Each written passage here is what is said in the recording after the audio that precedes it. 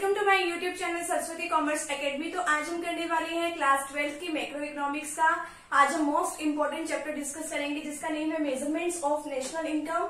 अब इससे पहले जो है हम नेशनल इनकम और उसके एग्रीगेट्स के बारे में पहले ही डिस्कस कर चुके हैं। अगर आपको उसकी वीडियो देखनी है तो आपको लिंक जो उसका प्लेलिस्ट में मिल जाएगा और वो जो प्लेलिस्ट का लिंक है आपको डिस्क्रिप्शन बॉक्स में आपको मिल जाएगा। ठीक है, तो पहले आप वो देख लीजिए। अब आप इसमें सीखेंगे मेजरमेंट किस तरीके से होता है, यानी कि नेशनल इनकम हम किस तरीके से कैलकुलेट करते हैं।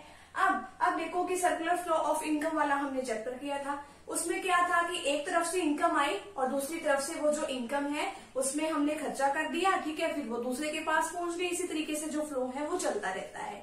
ठीक है, अब हम उसमें क्या करते हैं, सबसे पहले हम प्रोडक्शन करते हैं। प्रोडक्शन करने का मतलब क्या है, पहले हम सामान बनाते हैं, गुड्स एंड सर्विसेज बनाते हैं। गुड्स और सर्विसेज को बना के फिर वो क्या करते हैं, अब जो पर्सन जो है गुड्स और सर्विसेज बनाएगा और जो दूसरा उस पर्सन से गुड्स और सर्विसेज खरीदेगा तो उसको तो इनकम मिलेगी ना। अब वो जिसको इनकम मिलती है तो वो क्या करेगा, अब जिसको इनकम मिली उसको कुछ तो खर्चा करना पड़ेगा। अब वो खर्चा किसके ऊपर करेगा, उन्हें गुड्स और सर्विसेज को परचेज करने के लिए।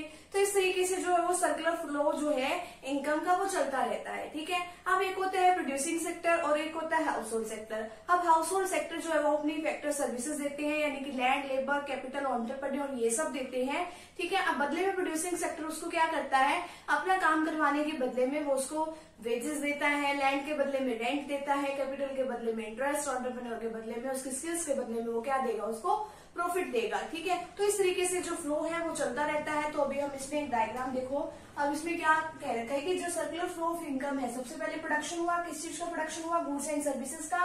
फिर अब जो है जिसने गुड्स और सर्विसेज का प्रोडक्शन किया है उसको इनकम मिलेगी। ठीक है, अब जिसने प्रोडक्शन किया, मान लो हाउस होल्ड सेक्टर जो है जिसने भी प्रोडक्शन करने में हेल्प की है तो उसको क्या मिला, उसको पैसे मिले। अब उस पैसे को यूज वो कुछ ना कुछ खर्चा करने में करेगा, तो फिर वो क्या कर देगा, एक्सपेंडिचर। तो इन्हीं से ही हमारे जो तीन मेथड है वो बने हैं, methods of measuring national income. सबसे पहले आता है हमारे पास value added method, income method, expenditure method. ये सबसे इंपॉर्टेंट तीन मेथड है हमारे पास। ठीक है, ये आपके एग्जाम के पॉइंट ऑफ व्यू से भी बहुत इंपॉर्टेंट है। अब देखो इनकम मेथड में क्या होता है। अब मैंने आपको बताया कि जो एक होती है फैक्टर सर्विसेज देते हैं। फैक्टर सर्विसेज जो है हाउस होल्ड सेक्टर देगा।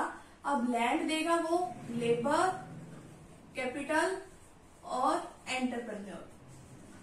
ठीक है, अब वो इसके बदले में क्या होता है, लैंड के बदले में क्या दिया जाता है, रेंट, लेबर के बदले में वेजेस, कैपिटल के बदले में इंटरेस्ट और एंटरप्रेन्योर के बदले में उसको क्या दिया जाता है, प्रॉफिट दिया जाता है। ठीक है, तो ये वाला जो काम है वो इसके अंदर होता है। अब यहाँ पे सबसे पहले इनकम मेथड देखिए। अब इनकम मेथड क्या होता है, अब इसमें भी एक अकाउंटिंग पीरियड के अंदर ही बताना है कि हाँ भी जितने भी हमारे देश के लोग हैं, ठीक है, अब उनको अपनी फैक्टर सर्विसेज देने के बदले में उनको जो कुछ भी रिटर्न के तौर पे मिला है, ठीक है, अब वो पूरी हमें क्या करना है, अपनी पूरी इकोनॉमी की जो डोमेस्टिक टेरिटरी के अंदर जितने भी लोग आते हैं उनका कैलकुलेट करना है। इसमें एक डेफिनेशन के तौर पे देखिए, income method is that method which measures national income. अब ये जो है नेशनल इनकम को हमें कैलकुलेट करना है, किस फॉर्म में इसको कैलकुलेट करेंगे, in terms of payment made in the form of. अब ये देखो, अब यहाँ पे इन्होंने अपनी फैक्टर सर्विसेज दी, फैक्टर सर्विसेज के बदले में इनको क्या मिलेगा, फैक्टर सर्विसेज के बदले में इनको फैक्टर पेमेंट भी तो मिलेगी ना।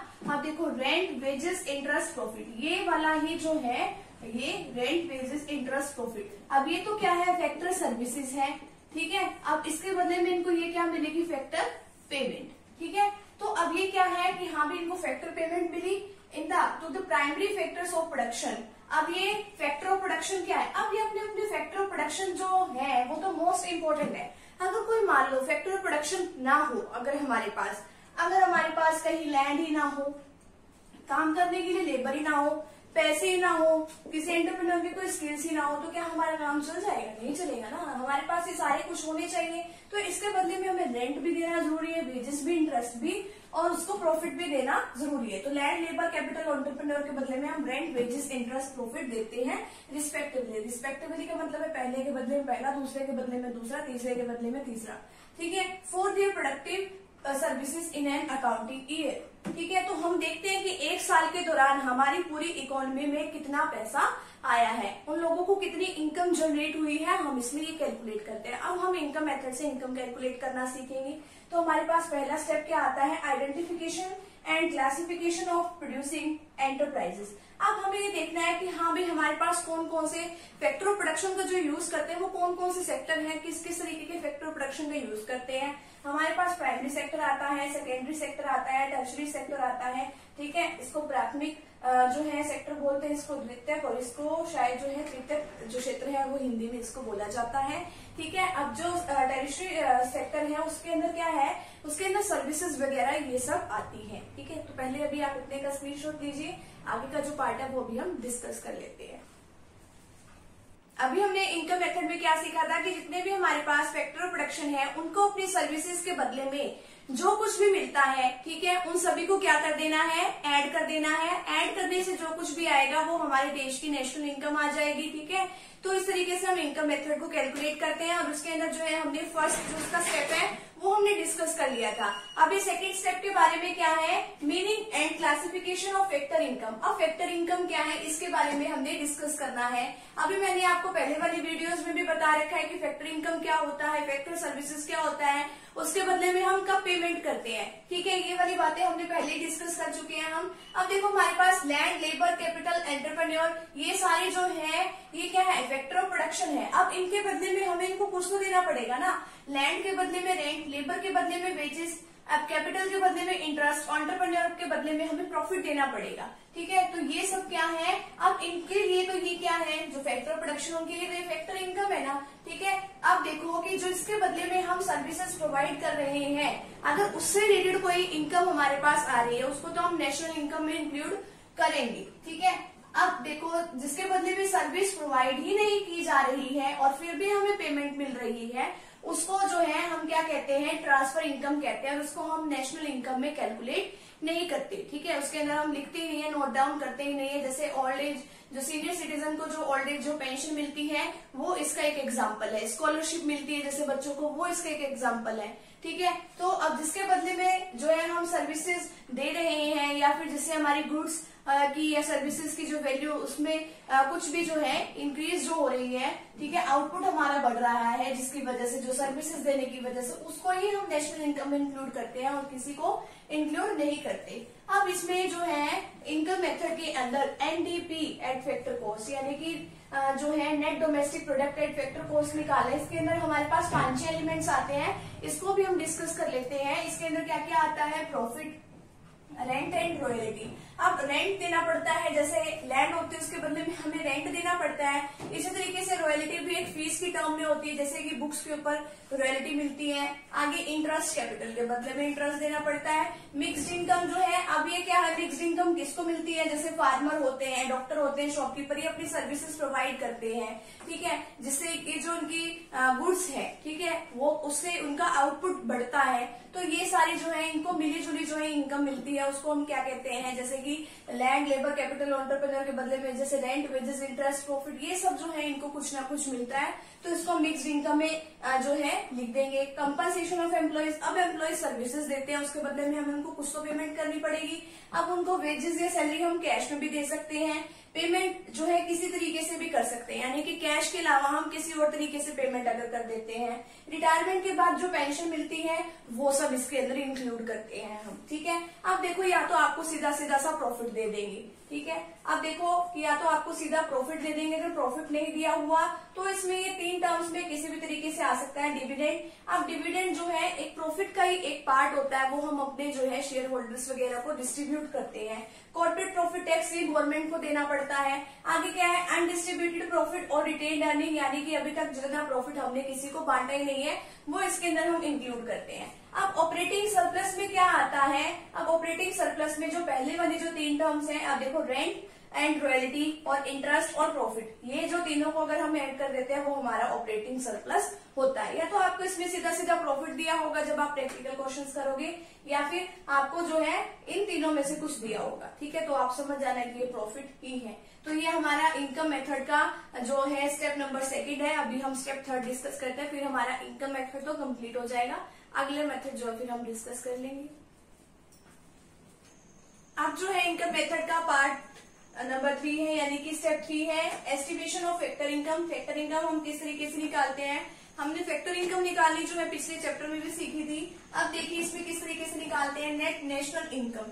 अब आपको पता है, अब जो डोमेस्टिक इनकम जब भी हम निकालते हैं ना, तो उसमें तो क्या होता है कि जो net factor income from abroad होता है, यानी कि जो बाहर से, जो दूसरे देशों से जो हमें इनकम मिलती है, उसको तो माइनस कर देते हैं। लेकिन जब नेट नेशनल इनकम की बात आती है तो उसके अंदर क्या करते हैं, जो नेट जो फैक्टर इनकम फ्रॉम अब्रोड है, यानी कि जो बाहर से आने वाली जो इनकम है, जो हमें इनकम बाहर से मिल रही है, तो उस इनकम को क्या करते हैं, ऐड कर देते हैं। अब इसमें क्या है, नेट का मतलब क्या है कि net factor income from abroad. अब देखो कि कुछ लोग जो है हमारे देश में भी तो आए होते हैं, हमें भी तो उसको कुछ ना कुछ पेमेंट करनी होती है। तो जो हमारे देश के लोगों को मिला, ठीक है, और जो हमने किसी और देश के लोगों को दिया, तो उसके बीच का डिफरेंस निकालते हैं। मान लो आप सपोज करो कि हाँ भाई हमारे देश के लोगों को बाहर से मिला है 500 रुपीज मान लो मिले हैं, या फिर 5000 मिले हैं, ठीक है, और हमने जो हमारे देश में जो लोग आए हुए हैं दूसरे देशों से काम करने के लिए, उसको सपोज करो कि हमने उन लोगों को मिला के जो टोटल दिए हैं 4500 रुपीज, ठीक है।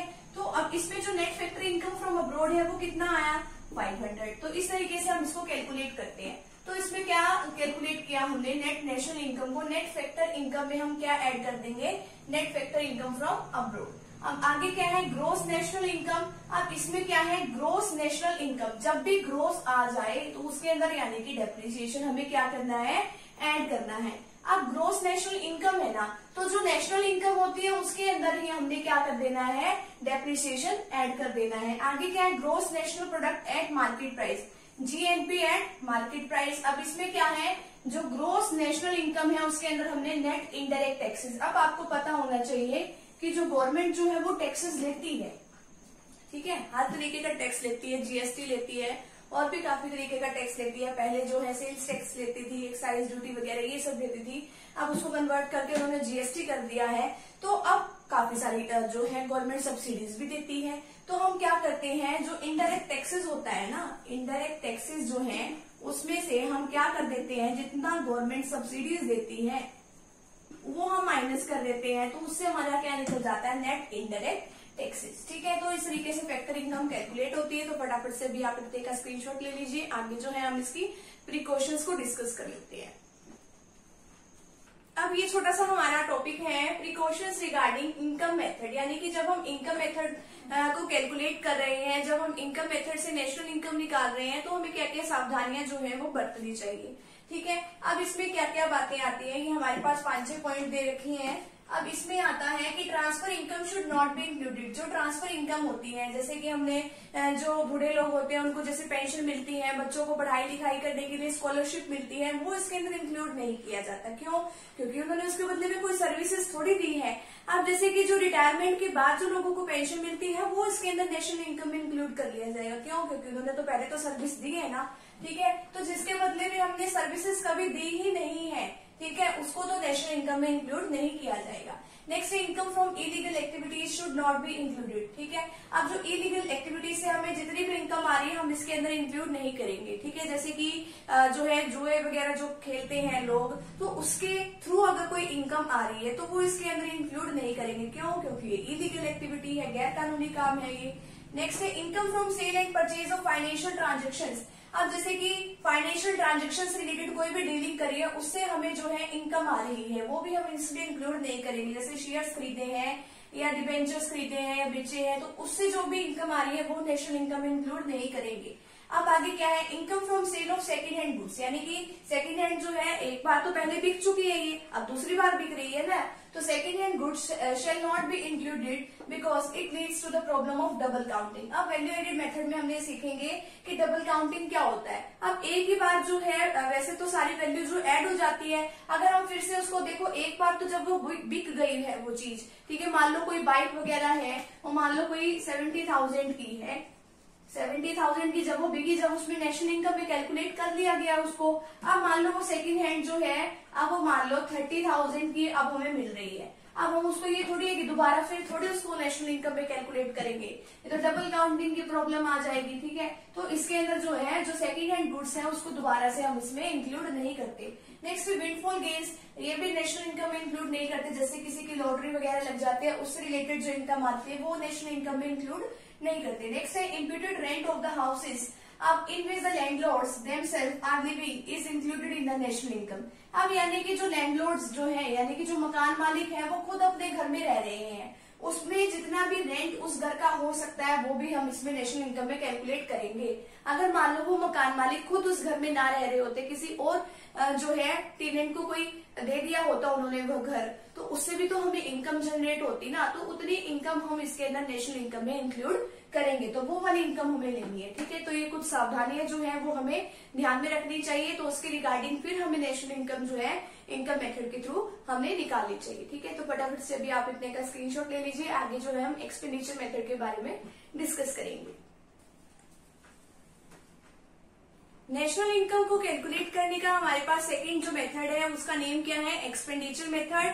अब हम एक्सपेंडिचर मेथड को और भी काफी सारे नामों से जानते हैं। अब इसको इनकम डिस्पोजल मेथड के नाम से भी जानते हैं and consumption and investment method के नाम से भी जानते हैं। अब एक्सपेंडिचर मेथड का मतलब क्या है, यानी कि पूरी इकोनॉमी के अंदर हमारे पास कितना खर्चा हो गया है, तो वो एक्सपेंडिचर मेथड के अंदर हम इसको इंक्लूड करते हैं। अब इसके अंदर क्या क्या आता है हमारे पास, दिस मेथड एड्स अप, यानी कि इन सारों को इंक्लूड कर दिया जाता है। कंज्यूमर स्पेंडिंग यानी कंज्यूमर ने कितना खर्चा किया है, अब इन्वेस्टमेंट कितनी की है, फिक्स्ड इन्वेस्टमेंट हमने कितनी करी है, गवर्नमेंट ने कितना खर्चा किया है, एंड नेट एक्सपोर्ट, और नेट एक्सपोर्ट कितना है, इन सारों को हम क्या कर देते हैं, ऐड कर देते हैं। अब हमारे पास स्टेप 1 क्या आता है इसके अंदर, identification of economic unit incurring final expenditure. अब हम ये देखते हैं कि यहाँ पे हमारा जो है फाइनल एक्सपेंडिचर जो है कितना हो रहा है। ठीक है, तो फाइनल एक्सपेंडिचर करने वाले हैं कौन कौन, यानी कि एक डोमेस्टिक टेरिटरी के अंदर जितना भी फाइनल एक्सपेंडिचर हो रहा है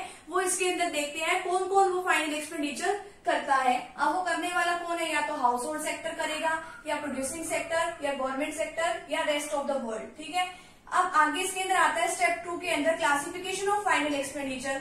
फाइनल एक्सपेंडिचर को हमने फाइनल एक्सपेंडिचर मेथड, अब इसमें क्या क्या आते हैं, private final consumption expenditure, government final consumption expenditure. इसके अंदर तो आता है प्राइवेट फाइनल के अंदर कि यहाँ पे हाउस होल्ड सेक्टर ने कितना कंजम्पशन के ऊपर कितना खर्चा कर दिया है। ठीक है, वो कितना मतलब कितनी गुड्स खरीद रहा है, कितनी सेमी ड्यूरेबल गुड्स खरीद रहा है, कितनी ड्यूरेबल गुड्स खरीद रहा है, यानी कि कितना वो खर्चा कर रहा है, वो इसके अंदर इंक्लूड करते हैं। गवर्नमेंट फाइनल कंजम्पशन एक्सपेंडिचर के मतलब आता है इसमें कि यहाँ पे गवर्नमेंट कितना खर्चा कर रही है। ठीक है, वो कितना परचेज कर रही है, कितना लोगों को दे रही है, कितनी ट्रांसफर पेमेंट कर रही है, कितनी बाहर से इंपोर्ट कर रही है, तो ये सब इसके अंदर आएगा। आगे ग्रॉस डोमेस्टिक कैपिटल फॉर्मेशन, ये जो है ये इसमें इन्वेस्टमेंट का पार्ट है ये। ठीक है, अब इसके अंदर देखते हैं gross domestic fixed capital formation के अंदर ये इन्वेस्टमेंट का पार्ट, इसके अंदर ये देखेंगे कि कंस्ट्रक्शन के ऊपर कितना एक्सपेंडिचर किया है। ठीक है, अगर हम कुछ भी बना रहे हैं तो उसको बनाने के लिए सीमेंट भी चाहिए, ईंटें भी चाहिए, ठीक है, और भी काफी सारा सामान चाहिए,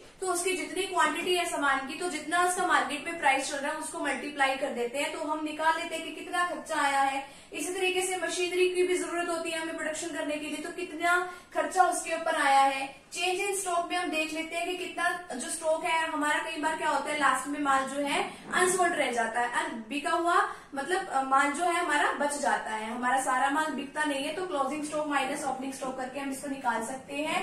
तो ग्रॉस डोमेस्टिक कैपिटल फॉर्मेशन में आता है। आगे आता है नेट एक्सपोर्ट। नेट एक्सपोर्ट कैसे निकालते हैं, एक्सपोर्ट माइनस इंपोर्ट। अब हमारे देश में जो चीज एक्स्ट्रा होती है वो हम दूसरे देशों में भेज देते हैं।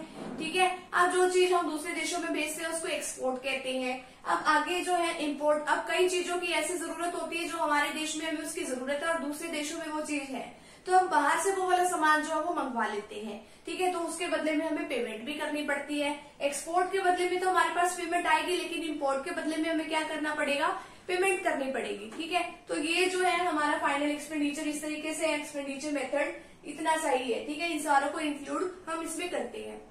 अभी पहले इतने का स्क्रीनशॉट ले लीजिए, आगे जो है इसके प्रिकॉशंस के बारे में अभी हम डिस्कस कर लेते हैं। अब इसमें हम क्या डिस्कस करेंगे, प्रिकॉशंस रिगार्डिंग एक्सपेंडिचर मेथड, यानी कि क्या क्या सावधानियां हमें बरतनी चाहिए जब हम एक्सपेंडिचर मेथड से मतलब नेशनल इनकम को कैलकुलेट करते हैं। अब यहाँ पे देखिए, अभी हमने ना सेकंड चैप्टर में भी डिस्कस किया था कि फाइनल गुड्स कौन सी होती है, इंटरमीडिएट गुड्स कौन सी होती है।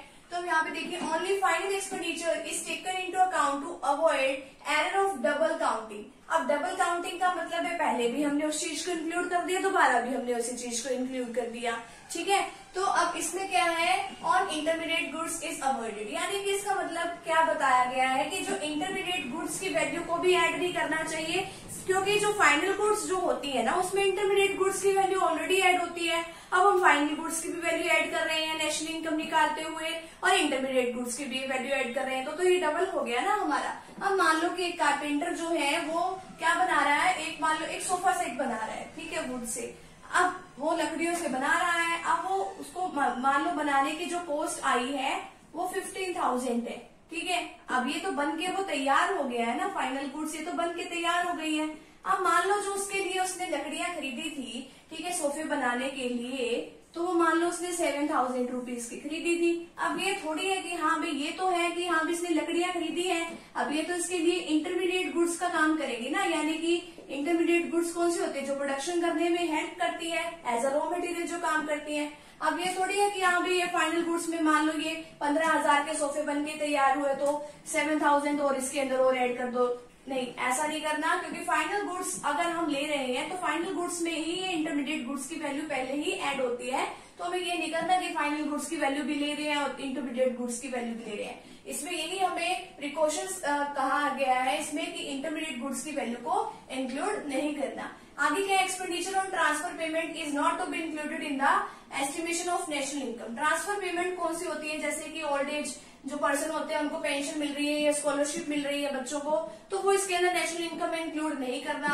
अब imputed rent of the owners occupied house, यानी कि ओनर का खुद का घर है और वो उस घर में रह रहा है, तो लेकिन उसका रेंट हमें लेना पड़ेगा, ठीक है। अब रेंट क्यों लेना पड़ेगा, अब मान लो वो कहीं और रह रहे होते, ठीक है, और उसके बदले में कोई यहाँ पे किराएदार रह रहा होता, टेनेंट यहाँ पे रह रहा होता, ठीक है, तो अब उसमें क्या होगा कि वो अगर किराएदार वहां पे रहता तो उसको क्या देना पड़ता, वहां पे रेंट देना पड़ता, ठीक है। तो इसी वजह से हम इसका भी क्या ले लेंगे, रेंट हम ले लेंगे। आगे क्या है, expenditure on shares and bonds is not to be included in total expenditure, यानी कि शेयर्स और बॉन्ड्स के ऊपर एक्सपेंडिचर हम इसके अंदर नहीं लेंगे। Expenditure on second hand goods is not to be included, second hand goods के ऊपर जो खर्चा किया है वो भी हम इस पे नहीं लेंगे। क्यों, क्योंकि जब हमने पहली बार कोई गुड्स पे खर्चा किया है, कोई गुड्स खरीदी है, तो हमने उसको नेशनल इनकम में लिया होगा, इसलिए हम इसको बार बार इंक्लूड नहीं करेंगे। तो ये इसके प्रिकॉशंस हैं, तो फटाफट से भी आप इसका स्क्रीनशॉट ले लीजिए। अभी हम वैल्यू एडेड मेथड के बारे में डिस्कस कर लेते हैं। अब ये है हमारे पास वैल्यू एडिड मेथड, जिसको हम जो है प्रोडक्ट मेथड के नाम से भी जानते हैं। क्वेश्चन किसी भी तरीके से आ सकता है, प्रोडक्ट मेथड या फिर वैल्यू एडिड मेथड। अब आपको पता है कि जैसे जैसे हम कोई भी सामान बनाते हैं तो उसके अंदर जो है वैल्यू उसके अंदर एड ऑन होती जाती है, ठीक है। अब किसान ने मान लो जो है गेहूं बनाई है, तो उसके अंदर वो कुछ वैल्यू ऐड करके ही उसको आगे बेचेगा ना, ठीक है। अब आगे जिसने उसको सेल किया, ठीक है, आगे उसने मान लो कुछ आगे सामान बनाया है, तो वो आगे फिर उसको जो है वैल्यू ऐड करके बेचेगा, ठीक है। तो इसी तरीके से जब तक जो है वो सही कंज्यूमर के पास नहीं पहुंच जाता, उसके अंदर जो है वैल्यू ऐड होती चली जाएगी। अगर हम इसका एक सिंपल सा एग्जांपल देखते हैं, कोई सामान जो है फैक्ट्री में बनता है, ठीक है, फैक्ट्री में मान लो वो बना 50 रुपए का, 50 रुपए का वो बन गया, फिर उसने होलसेलर ने खरीदा। अब होलसेलर जो है आगे जो है जो रिटेलर को वो सस्ते में तो बेचने से रहा, ठीक है, वो थोड़ा बहुत तो वैल्यू उसके अंदर ऐड करेगा। तो मान लो उसने 10 रुपए और बढ़ा दिए, तो कितने का हो गया वो सामान, 60 रुपए का हो गया ना। फिर आगे रिटेलर ने जब उसको आगे कस्टमर को बेचा, तो उसने कितने का बेचा, 80 रुपीज का बेचा, 80 रुपए का वो सामान बेचा, ठीक है। तो इस तरीके से जब तक वो कंज्यूमर के पास नहीं पहुंचता, जब तक जो है वो जो उसके अंदर कुछ ना कुछ वैल्यू जो है ऐड होती चली जाती है। तो इसके अंदर वही बात बता रखी है, the value added method is that method which measures GDP as a sum total of value addition by all producing units in the domestic territory of a country. यानी कि जब भी हम इसके अंदर जीडीपी निकालते हैं, तो जितने भी हमारे पास प्रोड्यूसिंग यूनिट होती है एक डोमेस्टिक टेरिटरी के अंदर, जितनी भी प्रोड्यूसिंग यूनिट है, यानी कि जो भी सामान बना रहे हैं, ठीक है, तो जो भी सामान इन्होंने बनाया तो उसके अंदर वैल्यू जो है ऐड होती जाती है। अब सबसे पहला इसके अंदर स्टेप क्या है, identification and classification of producing enterprises. तो प्रोड्यूसिंग एंटरप्राइजेस को हमने देखना, उसको क्लासिफाई करना। हमारे पास 3 सेक्टर होते हैं, primary sector, secondary sector, tertiary sector. अब इसमें प्राइमरी सेक्टर में तो क्या है कि हाँ भी जो नेचुरल रिसोर्सेज का यूज करके जो है प्रोडक्शन कर लिया जाता है, आगे सेकेंडरी सेक्टर में क्या होता है कि जो हमारे पास रॉ मटेरियल है, रॉ मटेरियल से आगे फाइनल गुड्स जो है बनाई जाती है। जैसे कपास से कपड़ा बनाया जाता है, कॉटन से क्लॉथ बनाया जाता है ना। इसी तरीके से टर्शरी सेक्टर में क्या आता है कि इसकी सर्विसेज आती है, जैसे बैंकिंग की, इंश्योरेंस की, इस तरीके की इसमें सर्विसेज आती है। ठीक है, अब आगे क्या है कि वैल्यू ऑफ आउटपुट। अब जो भी हमने जितना भी सामान बना दिया तो उसकी जो भी गुड्स जितना भी प्रोडक्शन किया तो उसकी मार्केट में क्या वैल्यू है, तो वो वैल्यू ऑफ आउटपुट होती है। अब वैल्यू एडिड किस तरीके से निकालते हैं, वो हमारे पास एक फॉर्मूला है, वैल्यू ऑफ आउटपुट। अब वैल्यू ऑफ आउटपुट तो मैंने अभी आपको बताया, उसमें से इंटरमीडिएट कंजम्पशन को माइनस कर देंगे। अब कुछ चीज बनाने में कुछ तो खर्चा आएगा ना हमारा, ठीक है, तो कुछ तो हमें भी जो है रॉ मटेरियल चाहिए, तो रॉ मटेरियल ऐसे फ्री में नहीं आता, तो उसके अंदर जितना भी खर्चा आता है, मान लो हमारे पास अब जो है मार्केट में जितना भी हमने प्रोडक्शन कर लिया, मान लो 600 रुपए का जो है वो मार्केट में उसकी मार्केट वैल्यू है किसी भी गुड्स का जो हमने प्रोडक्शन किया है, उसको बनाने में जो है कॉस्ट आई है 200 रुपीज। ठीक है, तो ये 400 जो है यानी कि वैल्यू इसके अंदर ऐड करी हुई है। अब वैल्यू ऑफ आउटपुट निकालने का भी एक फॉर्मूला है, sales plus change in stock. अब चेंज इन स्टॉक तो कैसे निकालते हैं, क्लोजिंग स्टॉक में से हम ओपनिंग स्टॉक माइनस कर देते हैं। और सेल निकालने का हमारे पास क्या तरीका है, डोमेस्टिक सेल और एक्सपोर्ट सेल। डोमेस्टिक यानी कि अपने ही देश में जो सेल करने से जो पैसा आया है, एक्सपोर्ट यानी कि हमने बाहर वाले देशों में सेल करी है और उससे जो हमें पैसा आता है। ठीक है, तो फटाफट अभी इसका स्क्रीनशॉट ले लीजिए, इसको एक एग्जाम्पल के साथ अभी हम समझते हैं। अब ये जो है हमारे पास वो वैल्यू एडेड मेथड का एक एग्जांपल है, ये है मैन्युफैक्चरिंग एंटरप्राइज। अब ये देखो फार्मर है, फार्मर से आगे फ्लोर मिल है यानी कि आटा बनाने वाले, अब आगे क्या है बेकर, फिर है शॉपकीपर। अब इसमें देखिए अब ये किसी चीज का प्रोडक्शन कर रहे हैं। अब प्रोडक्शन करने के लिए तो देखो अब सबसे पहले मैन्युफैक्चरिंग एंटरप्राइज है, सबसे पहले फार्मर ने क्या बनाया है, फार्मर ने अब गेहूं उगाई है। अब उसने गेहूं उगाई तो उसमें इंटरमीडिएट गुड्स की जो वैल्यू है वो कितने रुपीज की है, 200, यानी कि इसको गेहूं बनाने का खर्चा कितना आया है, 200 रुपए का आया है। फिर आगे जो है इसने फ्लोर मिल वाले को ये गेहूं कितने रुपए में बेची है, 600 रुपीज में बेची है। ठीक है, तो अब 600 रुपीज में इसने बेची है, 200 रुपए की इसके गुड्स की यानी कि इंटरमीडिएट गुड्स की जो वैल्यू थी वो है, तो 600 में से 200 को माइनस कर दो, यानी कि इसमें वैल्यू कितनी ऐड करी गई है, 400। ठीक है, आगे क्या है फ्लोर मिल। अब ये आटा बनाने वाली जो है उसको ये कितने रुपए में मिला है, उसको तो मिला ये 600 रुपए में। अब आगे इसने जो है बेकर को एक आटा जो है कितने रुपए में सेल किया, 800 रुपीज में आगे इसने सेल किया, तो 800 में से 600 को माइनस करो, यानी कि इसने कितने रुपए कमाए हैं, 200 रुपए। अब आगे क्या है, अब बेकर को कितने रुपए में मिला है ये आटा, 800 रुपए में। ठीक है, 800 रुपए में मिला। अब ये सोच रहे कि मैं आगे शॉपकीपर को 800 में क्यों बेचूं, मैं तो और भी वैल्यू ऐड करूंगा। तो इसने ना अब इसको बेचा जो है शॉपकीपर को आगे वो 1000 रुपीज में यानी कि 1000 में। तो अब यानी कि इसने भी कितनी वैल्यू ऐड कर दी, 200 रुपीज और ऐड कर दी इसने भी।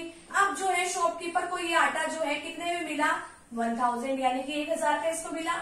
अब ये सोच रहे हैं मैं कस्टमर को क्यों बेचूं इतने रुपए में, मैं कितने में बेचूंगा, 1200 रुपए में। तो इसने भी कितनी वैल्यू ऐड करी है, 200।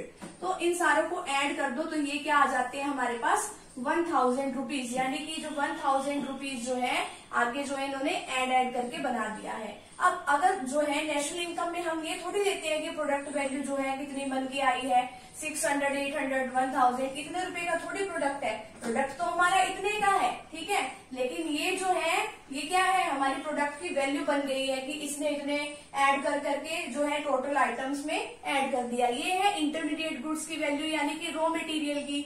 ठीक है, कि हाँ भी इसने कितना खर्चा किया है। अब सही वैल्यू तो हमारी कौन सी है, वैल्यू एडेड। ठीक है, तो 1000 रुपीज जो है ये हमारा वैल्यू एडेड का एक एग्जांपल है। ठीक है, तो अभी हम इसके एक प्रिकॉशंस जो है डिस्कस कर लेते हैं वैल्यू एडेड मेथड की, फिर हम डबल काउंटिंग के बारे में सीखेंगे। अब ये हमारे पास छोटा सा टॉपिक है, इसमें क्या है, precautions regarding value added method. अब वैल्यू एडेड मेथड्स जब हम निकालते हैं तो उसमें मतलब क्या क्या हमें सावधानियां जो है वो बरतनी चाहिए। अब देखिए इसमें क्या बताया गया है, commission earned on sale and purchase of second hand goods is included in calculation of value added. अब यहाँ पे देखिए कि अब जैसे कि जो हम सेकेंड हैंड गुड्स जो है परचेज करते हैं, सेल करते हैं, तो वो तो हम नहीं इंक्लूड करेंगे नेशनल इनकम में, लेकिन जो अपनी सर्विस दे रहा है, जो कमीशन जो मतलब काम करा रहा है, जो एक एजेंट के तौर पे काम कर रहा है, वो तो अपना कमीशन लेगा ना। तो उस कमीशन को हम किस में ऐड करेंगे, नेशनल इनकम में ऐड करेंगे, वैल्यू एडेड में ऐड करेंगे। आगे क्या है, value of the sale and purchase of second hand goods is not included in calculation of value added. अब इसमें वही बात बताई है जो मैंने अभी आपको बताई थी कि जो इसकी वैल्यू है, ठीक है, किसकी वैल्यू है कि जो ओल्ड जो सेकंड हैंड गुड्स है उसकी अगर हम सेल कर रहे हैं, परचेज कर रहे हैं, उसकी वैल्यू तो ऐड नहीं होगी वैल्यू एडेड में, लेकिन जो उसका जो कमीशन दिया है उसके बदले में, अब देखो जो कमीशन लेगा वो बदले में अपनी सर्विसेज तो देगा ना। अब जो बदले में अपनी सर्विसेज दे रहा है वो तो हम वैसे भी इंक्लूड करते ही हैं। तो इन दोनों पार्ट्स में जो है सेम बात है, इसमें कमीशन के ऊपर बात बताई हुई है, इसमें सिर्फ सेकंड हैंड गुड्स के ऊपर बात बताई है। नेक्स्ट है value of intermediate goods. Intermediate goods ऐसे गुड्स होते हैं जो रॉ मटेरियल के तौर पे काम आती हैं। Value of intermediate goods is not included in the calculation of value added. ठीक है, इंटरमीडिएट गुड्स की वैल्यू को हम वैल्यू एडेड में ऐड नहीं करते हैं। क्यों? क्योंकि फाइनल गुड्स में इसकी वैल्यू जो है ऑलरेडी ऐड होती है। ठीक है, नेक्स्ट है imputed value of production for self consumption is taken into account. यानी कि अगर हम सेल्फ कंजम्पशन, खुद ही कंजम्पशन करने के लिए कोई भी प्रोडक्शन कर रहे हैं तो उसकी वैल्यू भी लेंगे। ठीक है, क्योंकि अगर मान लो हम उस गुड्स का खुद कंजम्पशन ना करें, खुद उसका यूज ना करें, अगर हम उसको मार्केट में सेल करते हैं तो हमें कुछ तो वैल्यू मिलेगी ना उसकी, तो इसी वजह से हम उसको भी इंक्लूड करेंगे। नेक्स्ट है imputed value of owner occupied house is to be taken into account. अब मान लो किसी ओनर का खुद ही घर है, ठीक है, लेकिन हम उसका इम्प्यूटेड रेंट जो वो कैलकुलेट करेंगे। क्यों करेंगे? क्योंकि अगर मान लो वो वहां पर नहीं रह रहे होते, ठीक है, उसकी जगह पे कोई और किराएदार वहां पे होते तो वो वहां से भी तो हमें रेंट मिलता ना, तो उतना रेंट यानी कि उतनी वैल्यू हम उसमें ऐड करेंगे। Next value addition related to illegal activities is not included. अब इलीगल एक्टिविटीज को हम इसमें इंक्लूड नहीं करते हैं। तो ये जो है हमारी 5 जो है ये वैल्यू एडेड मेथड की कुछ प्रिकॉशंस है, तो फटाफट से अभी आप इसका स्क्रीनशॉट ले लीजिए। ठीक है, आगे जो है डबल काउंटिंग वाला मेथड जो है और उससे हम किस तरीके से बच सकते हैं तो वो डिस्कस कर लेते हैं। अब ये हमारे पास छोटा सा टॉपिक है problem of double counting. Problem of double counting का मतलब क्या है कि किसी भी गुड्स के प्राइसेस को एक से ज्यादा बार जो है अगर हम कैलकुलेट कर देते हैं, ठीक है, यानी कि इसका मतलब क्या हुआ कि हम इंटरमीडिएट गुड्स की वैल्यू भी ले रहे हैं और साथ में फाइनल गुड्स की भी वैल्यू ले रहे हैं। लेकिन ऐसा तो नहीं होना चाहिए ना, फाइनल गुड्स की वैल्यू में ही इंटरमीडिएट गुड्स की वैल्यू ऑलरेडी ऐड होती है। क्योंकि अगर हमने एक पहले भी एग्जाम्पल में सीखा था कि एक कारपेंटर है, कारपेंटर ना लकड़ियों से क्या बना रहा है, चेयर्स बना रहा है। ठीक है, तो जब वो चेयर्स बन के तैयार हुई तो उसमें उन लकड़ियों की जो कॉस्ट है वो भी तो ऑलरेडी ऐड हो गई। ठीक है, अब मान लो 5000 की लकड़ियां थी, ठीक है, अब वो बन के तैयार कितने में हो गई, वो चेयर्स जो है वो 10,000 रुपीज में होगी, 10,000 में वो चेयर्स बन के तैयार हो गई, कुर्सियां बन गई 10,000 में। तो 10,000 में वो कुर्सियों की कॉस्ट में वो वाली जो लकड़ियों की कॉस्ट है वो भी तो ऐड है उसमें, तो हम अलग अलग थोड़ी वैल्यू लेंगे, ऐसा तो डबल काउंटिंग हो गई, तो ये प्रॉब्लम अराइज हो जाती है। अब इसमें आपके एक बुक में एक एग्जाम्पल दिया हुआ है छोटा सा। अब इसमें क्या कह रखा है कि जो फार्मर है वो गेहूं उगा रहा है, गेहूं उगाने में मान लो उसका कोई खर्चा नहीं हो रहा है, उसकी कितनी कॉस्ट आ रही है, 0। तो वो कहता है कि मैं आटा बनाने वाली जो मिल है उसको वो आटा जो है मतलब जो गेहूं जो है उसको सेल करता है। अब उसने वो कहता है कि मैंने तो चलो फ्री में चलो बन गया, पर मैंने अपनी मेहनत भी तो लगाई। ठीक है, वो कहता है कि उसको मैं चलो 400 रुपए में उसको मैं सेल कर देता हूँ। तो उसने क्या किया, वैल्यू ऐड करनी स्टार्ट कर दी ना, यहाँ पे कितने का हो गया, 400 रुपए का अपने उसने ऐड कर दिया। अब वो फ्लोर मिल जो है, अब उसने अपनी मेहनत लगा के उसका क्या बनाया, आटा बनाया। ठीक है, आटा या मैदा जो भी है उसने बनाया और उसने वो बेच किसको दिया, बेकर को। अब वो जो 400 रुपए का सामान है ना वो उसने कितने में बेचा, 600 रुपए में बेचा। आगे उस बेकर ने वो जो मैदा उसने बनाया है फिर उसको शॉपकीपर को बेचा। अब वो 600 वाला सामान वो भी कहता है कि मैं भी थोड़ा सा प्रॉफिट अर्न कर लूं। अब उसने 600 वाला सामान वो कितने में बेचा, 800 रुपए में बेचा। ठीक है, अब शॉपकीपर कहता है कि मैं क्या जितने में मैंने सामान लिया उतने में बेचूं। अब ठीक है, मैं भी तो दुकान पे बैठा हूँ, ठीक है, मैंने इतनी मेहनत करी है, अब मेरे को भी 100 रुपए बचने चाहिए। तो वो कस्टमर को कितने में बेच रहा है, वो 800 वाला सामान 900 रुपए में। अब देखो अगर स्टार्टिंग से ऐसे कैलकुलेट करने लगे 400, 600, 800, 900, तो क्या 250 रुपए की डबल रोटी बन के तैयार हुई है? नहीं, इसमें क्या करा है इन्होंने कि जो फार्मर है उसकी तो 0 कॉस्ट है, उसने तो देखो वैल्यू कितनी ऐड करी है, 400 रुपए ऐड करी है ना। यहाँ पे देखो उसकी तो कॉस्ट कुछ आई ही नहीं है, आई नहीं ना, उसने तो पर 400 रुपए में बेचा है उसको। फिर आगे देखो 400 से 600 रुपए में फ्लोर मिल वाले ने किसको बेचा है, बेकर को बेचा है। तो 400 से 600 में कितनी वैल्यू ऐड हो गई, 200 रुपए उसने और ऐड कर दिया। अब आगे बेकर से शॉपकीपर ने कितने रुपए में बेचा, उसने 600 से 800 में कितनी वैल्यू ऐड हो गई, 200 रुपए की और ऐड हो गई। शॉपकीपर ने कस्टमर को कितने में बेचा है, 900 रुपए में। 800 से 900 में कितना का गैप हो गया, 100 रुपए का। ठीक है, अब या तो देखो यहाँ पे कि 400, 200, 200, 100 जितनी वैल्यू जो है एक्स्ट्रा ऐड होती गई है, 400, 200 कितने हो गए, 600, 7, 8, 9, 900 जो है ये हो गई। तो 900 है ना इसकी कॉस्ट, तो ये थोड़ी है 2700 इसकी कॉस्ट थोड़ी है। अब देखो how to avoid the problem of double counting. अब आप डबल काउंटिंग की प्रॉब्लम से कैसे इसको अवॉइड कर सकते हो, फाइनल आउटपुट मेथड। अब फाइनल आउटपुट मेथड में क्या है कि जो आपका सही में जो लास्ट जो आया है, जितने रुपए में आपने अपने कस्टमर को सेल किया है वो ले लो। कितने रुपए में सेल किया आपने अपने कस्टमर को, 900 रुपए में सामान सेल किया है ना, 900 रुपए में उसके पास पहुंचा तो 900 हम इसमें कॉस्ट ले लेते हैं। आगे वैल्यू एडेड मेथड क्या है, जो वैल्यू फाइनल गुड्स है वो कैसे निकालते हैं, इसका फॉर्मूला है प्रोडक्ट वैल्यू। प्रोडक्ट की कितनी वैल्यू है, प्रोडक्ट की तो कितनी वैल्यू थी जो हमने ऐसे ऐड करके निकाली थी, 2700 थी, उसमें वैल्यू ऑफ इंटरमीडिएट गुड्स वाली लेस कर दो। इंटरमीडिएट गुड्स कौन सी होती है, जो हम एज अ रॉ मटेरियल जिसको हम यूज करते हैं। अब देखो रॉ मटेरियल हमने किस किस को यूज किया है, अब 400, ठीक है, अब 400 तो ये जो फार्मर ने फ्लोर मिल वाले को दिया, ठीक है। फिर आगे अब इसके लिए तो ये गुड्स कौन सी थी, फार्मर के लिए तो जो गेहूं थी उसने जो बेची है वो तो उसके लिए कौन सी गुड्स थी, फाइनल गुड्स थी ना, ठीक है। अब आगे जो है, अब जो उसके लिए जो अब ये फ्लोर मिल वाला उसके लिए गेहूं तो क्या थी, इंटरमीडिएट गुड्स थी। अब इंटरमीडिएट गुड्स, अब उसने आगे उसको क्या बना दिया, आगे उसने जो है मैदा वगैरह जो भी उसने बनाना था वो बना दिया। फिर आगे वो किसके पास गए, बेकर के पास गया, ठीक है। अब बेकर वाले ने कितने का सामान बनाया, वो 800 रुपए का।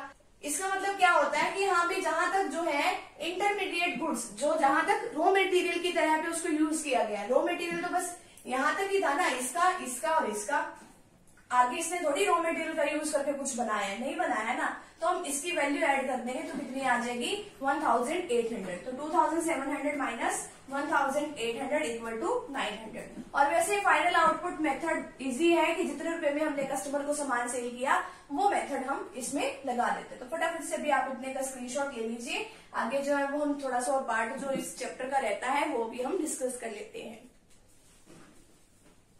अब ये जो हमारे पास छोटा सा टॉपिक है इसका नेम क्या है, ट्रांजैक्शंस और items are not included in national income.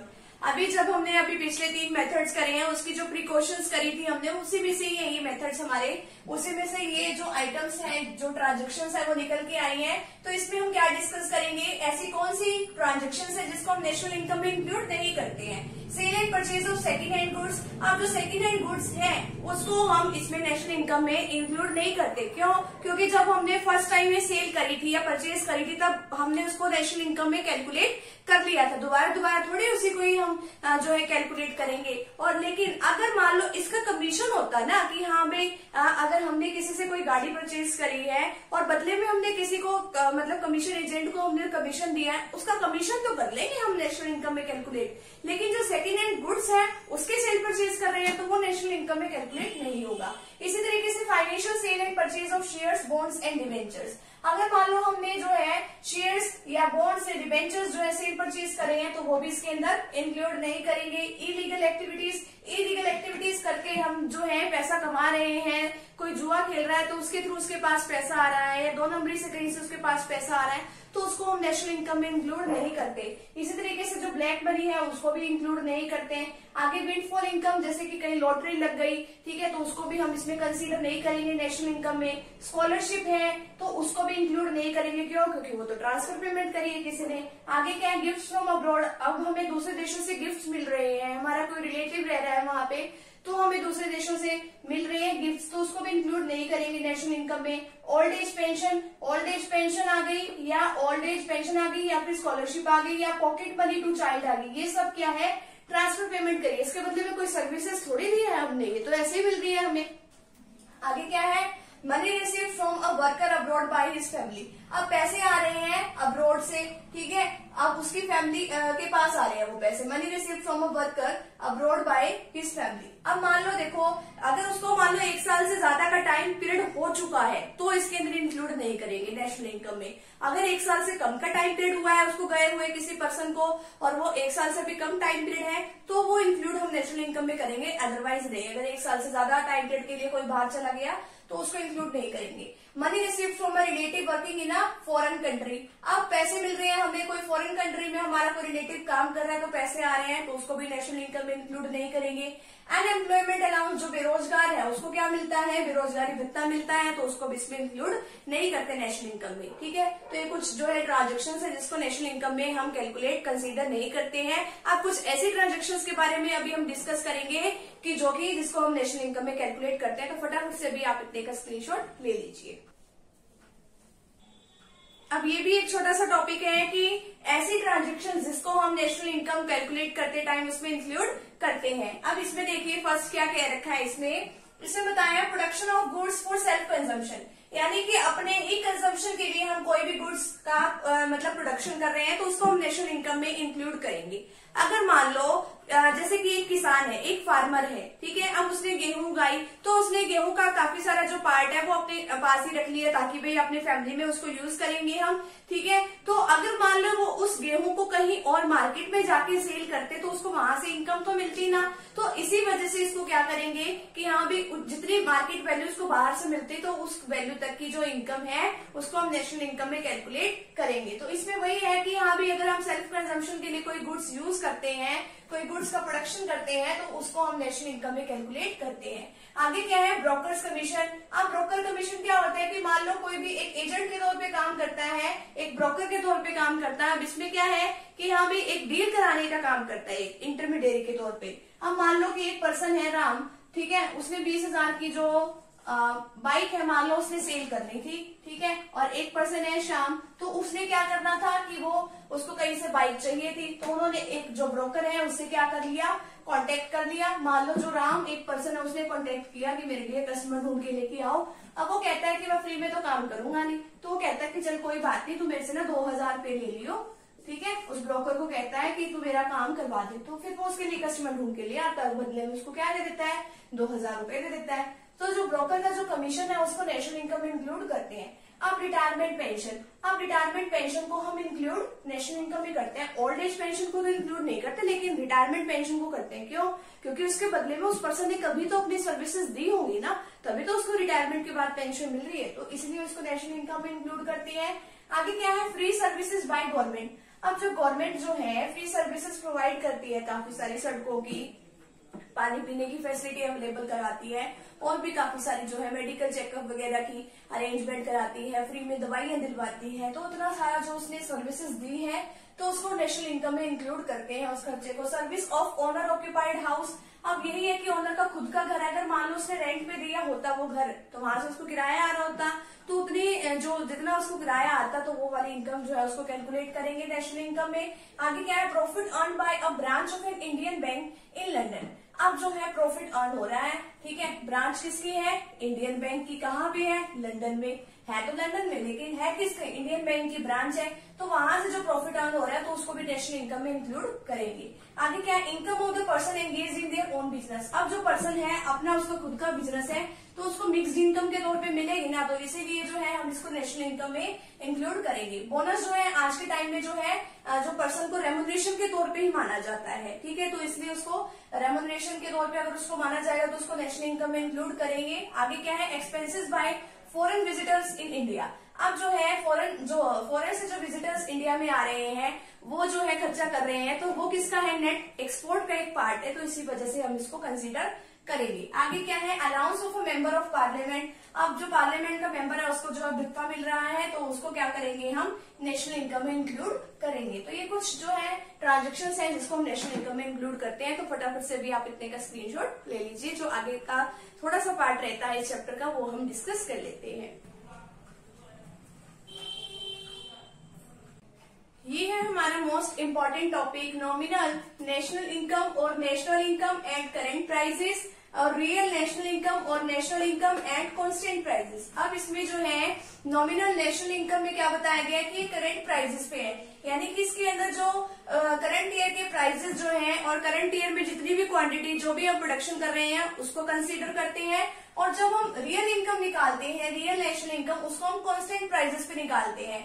P0 का मतलब क्या है कि जो बेस ईयर का प्राइस है हम वो उसको कंसीडर करते हैं। बेस ईयर जनरली वो होता है कि जिस ईयर में कोई भी ज्यादा फ्लक्चुएशंस नहीं होती, कोई वॉर वगैरह की सिचुएशन नहीं होती, या कोई ऐसे मतलब कुछ भी ऐसा मतलब अनकंडीशनल सा नहीं होता, मतलब बिल्कुल नॉर्मल कंडीशन जब इकोनॉमी में रहती है उसको लेते हैं हम बेस ईयर को। माना जाता है कि 2012 जो है एक अच्छा बेस ईयर है।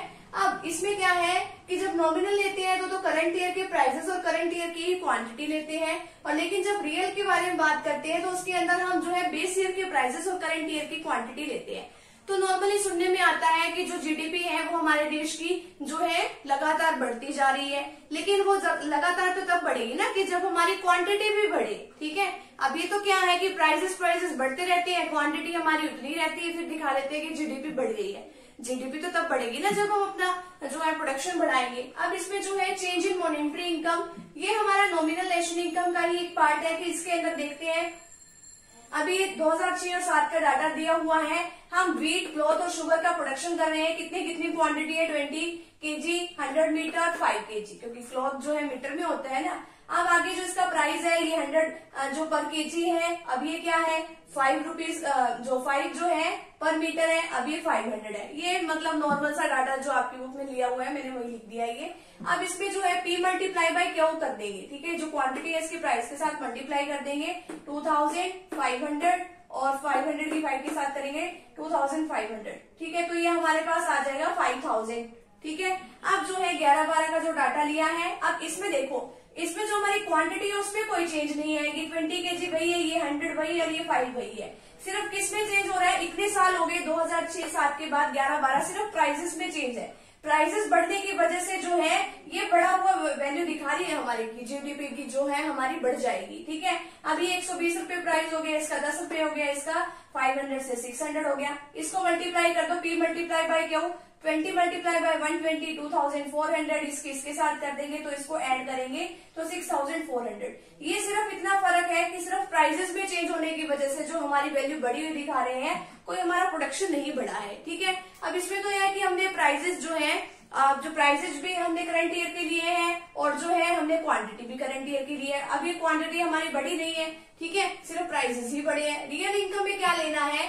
वही wheat, cloth, sugar, quantity 20 KG, 100 metre, 5। ठीक है, अब आगे इसके prices P multiply by Q कर देंगे। अब लेकिन इसमें क्या दिखाना है कि जो हमने किस चीज का डाटा दिखाना है कि जो हमारा जो बेस ईयर का प्राइस है हम वो वाले इसके अंदर कंसीडर करेंगे। अब इसमें तो देखो बेस ईयर का प्राइस मान लो ये जो है ये 2011-12 का ही एक डाटा है। ठीक है, सपोज करो। अब ये देखो कि ये जो है प्राइसेस जो है, अब ये 100, 5, 500, ये तो क्या है प्राइसेस तो क्या है सेम है, ये तो क्या है P0 है। प्राइसेस में हमारा कोई चेंज नहीं हुआ है, सिर्फ चेंज किस में हुआ? क्वांटिटी में। तो यहाँ हो रहेगी ना हमारी ग्रोथ, यहाँ पे थोड़ी हमारी ग्रोथ थी कि सिर्फ प्राइसेस बढ़ा रहे हैं। अब इसके जो क्वांटिटी है वो पहले 20 थी, अब 30 हो गई, 100 थी, अब 200 हो गई, 5 थी, अब यहाँ से 10 हो गई। इसको मल्टीप्लाई करेंगे आपस में, हमारे पास ये आ जाएगा। तो अब यहाँ से बढ़ गया, अब यहाँ से देखो ये तो 5000 था, ये 9000 है। ठीक है, बढ़ा किसकी वजह से? क्वांटिटी में बढ़ने की वजह से। क्वांटिटी बढ़ी है यानी कि हमारा प्रोडक्शन बढ़ा है। ठीक है, तो अब ये है हमारा नॉमिनल नेशनल इनकम और रियल नेशनल इनकम। अब इसमें क्या होता है कि नॉमिनल में क्या होता है कि हमारा जो प्राइसेस है वो भी करंट ईयर का लेंगे, क्वांटिटी भी करंट ईयर की लेंगे। लेकिन रियल में इसमें रियल में क्या होगा कि रियल में हम क्या दिखाते हैं कि जो क्वांटिटी है वो तो लेंगे करंट ईयर की, लेकिन जो प्राइस है वो किसका लेंगे? बेस ईयर का लेंगे। ठीक है, अब इसमें हो भी सकता है कि हमारा ये सेम ही रहे। ठीक है, अगर मान लो हमारे पास ये सेम ही रहता है, अब ये बढ़ता नहीं है, ये 20 रहता है, ये पहले की तरह 100 ही रहा और अब ये 5 ही रहा, तो यहाँ पे भी तो सेम डाटा आ जाएगा ना, तो किसी चीज में कोई ग्रोथ नहीं होगी। ठीक है, अगर मान लो ये क्वांटिटी बढ़ रही है तो अगर ये मतलब जीडीपी हमारी बढ़ती है तो ये एक अच्छा जो है डाटा है। अगर हमारी क्वांटिटी नहीं बढ़ रही, सिर्फ प्राइस बढ़ने की वजह से इन्फ्लेशन आ रहा है, तो फिर उसका कोई फायदा नहीं है। ठीक है, तो फटाफट से भी आप इतने का स्क्रीनशॉट लो, आगे का जो टॉपिक है वो भी हम डिस्कस कर लेते हैं।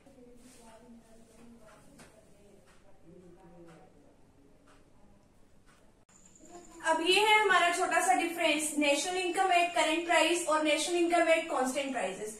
अब देखो इसमें हमने डिस्कस किया था कि ये नॉमिनल था, ठीक है, नॉमिनल रेट से हम क्या निकाल रहे थे, इनकम निकाल रहे थे, और ये इसमें क्या कर रहे थे, हम रियल इनकम निकाल रहे थे, ठीक है। तो अब इसका मीनिंग क्या है, it refers to money value of final goods and services produced by normal resident of a country in a year. यानी कि इसमें मनी वैल्यू बतानी है कि जो कि नॉर्मल रेजिडेंट ऑफ जो कंट्री के जो नॉर्मल रेजिडेंट हैं, तो एक साल में उन्हें कितने फाइनल गुड्स और सर्विसेज को बनाया है, measured at the prices of current year. और जो मतलब उसके प्राइसेस को जो हम कंसीडर करते हैं वो करंट ईयर के प्राइसेस ही लेते हैं। इसके अंदर क्या होता है कि हम करंट ईयर के प्राइसेस और करंट ईयर के ही क्वांटिटी को हम मेजर करते हैं। लेकिन इसके अंदर क्या होता है कि हम क्या करते हैं कि क्वांटिटी तो करंट ईयर के लिए लेते हैं, लेकिन जो हम प्राइस है वो बेस ईयर का लेते हैं। It refers to the money value of final goods and services produced by normal resident of a country in a year measured at base year price, ठीक है। अब इसमें मेन बात यही थी कि इसके अंदर हम क्या लेंगे, बेस ईयर का प्राइस लेंगे, यानी कि P0, ठीक है। P0 को Q1 के साथ मल्टीप्लाई हम करके जो है आगे अपना जीडीपी वगैरह कैलकुलेट करते हैं।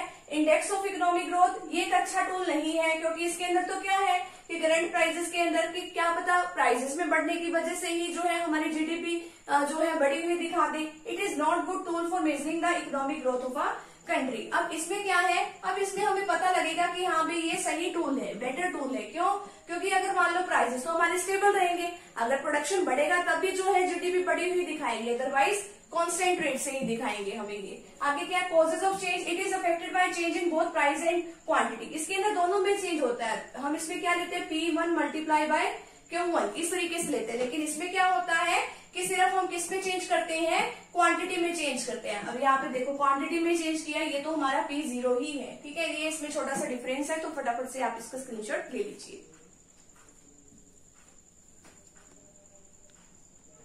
अब ये है हमारे पास जीएनपी डिफ्लेटर। जीएनपी डिफ्लेटर को हम प्राइस इंडेक्स के उससे भी जानते हैं। अब जीएनपी डिफ्लेटर से हम ये समझते हैं कि प्राइसेस में जो है कितना चेंज आया है, ठीक है। अब जो है प्राइसेस में कितना चेंज आया, हम इसमें यही सीखते हैं कि पहले क्या प्राइस था और आज क्या प्राइस हो गया है। सेम चीज का, सेम क्वांटिटी का आज के टाइम में कितना प्राइस हो गया है। अब देखो जीएनपी डिफ्लेटर हम किस तरीके से निकालते हैं। हमने पहले क्या सीखा है कि जो नॉमिनल जो है जीएनपी और रियल जीएनपी। अब हमने पहले वाली वीडियो में सीख ही है कि हाँ भाई जो नॉमिनल है वो किस तरीके से निकालते हैं, नॉमिनल नेशनल इनकम को, ठीक है, और जो रियल इनकम है उसको किस तरीके से निकालते हैं। अब जो नॉमिनल है ना उसमें तो हम प्राइसेस भी करंट ईयर का लेते हैं, क्वांटिटी भी करंट ईयर की लेते हैं, और रियल में हम प्राइसेस तो बेस ईयर का लेंगे और जो क्वांटिटी है वो किसकी लेंगे, करंट ईयर की लेंगे, और मल्टीप्लाई कर देंगे अब इसमें 100 के साथ। तो अब ये जीएनपी डिफ्लेटर निकल जाएगा, nominal GNP divided by real GNP multiply by 100। Nominal GNP की जगह हम P1 मल्टीप्लाई बाय Q1 लिख सकते हैं, क्योंकि करंट ईयर का प्राइस है, करंट ईयर की ही क्वांटिटी है। अब इसकी जगह रियल की जगह हम बेस ईयर का प्राइस यानी कि P0 मल्टीप्लाई बाय Q1 यानी कि करंट ईयर की क्वांटिटी, अब मल्टीप्लाई कर देंगे 100 के साथ। अब देखो कि जो हमारा प्राइस है वो तो कितना है 200, मल्टीप्लाई बाय क्वांटिटी कितनी है 100। अब यहाँ पे तो ये क्या है कि नॉमिनल, ये तो आज का प्राइस है ना, कि आज भी प्राइस क्या है, क्वांटिटी वही है। अब इसमें देखो कि प्राइस पहले कितना था 100 और क्वांटिटी पहले भी कितनी थी 100। अब यहाँ से भी आपको पता लग रहा है कि सिर्फ चेंज तो किसमें हुआ है, प्राइस में हुआ है ना, क्वांटिटी में तो कोई चेंज हुआ ही नहीं है, ठीक है। तो ये तो जीडीपी जो है वैसे ही दिखाते हैं कि यहाँ भी बढ़ गई, लेकिन बढ़ती बढ़ती तो है नहीं है। 200 की 100 के साथ करेंगे 20,000, 100 की 100 के साथ करेंगे 10,000, मल्टीप्लाई बाय 100, इसको कट करेंगे तो 200 यानी, और इसको ना हमेशा जो है जीएनपी डिफ्लेटर को 100 के साथ जो है कंपेयर करते हैं कि जो पहले जो चीज जो 100 की थी आज वही चीज जो है 200 रुपीज की हो गई है। ये इसका फॉर्मूला है।